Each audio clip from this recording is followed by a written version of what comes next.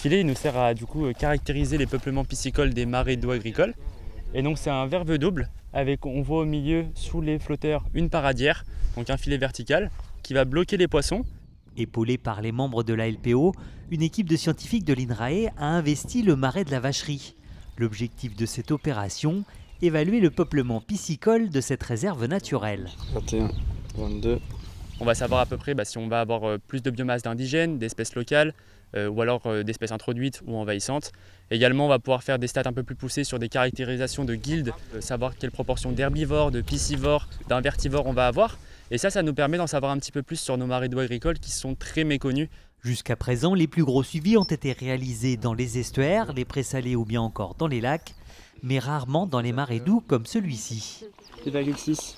Comme toute réserve, on a l'obligation de travailler, faire des études pour mieux comprendre l'écosystème et surtout se préparer à son évolution, notamment à travers le changement climatique qui est quand même l'étape qui nous attend, qui est en train de se produire.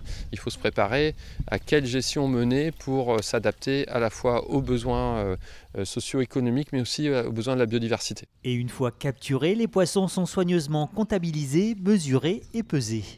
Tout simplement, on va faire un seau vert avec les espèces indigènes, locales, donc tout ce qui va être anguille, épinoche, qu'on va pouvoir garder, mesurer.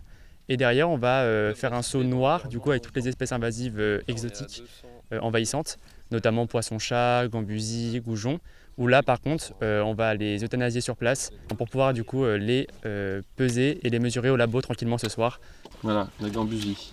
Malheureusement, entre 60 et 70% des poissons capturés sont des espèces exotiques envahissantes. Les carnassiers comme les cendres et les brochets se font rares. La bonne nouvelle, c'est que l'anguille est toujours présente, même si cette dernière reste menacée.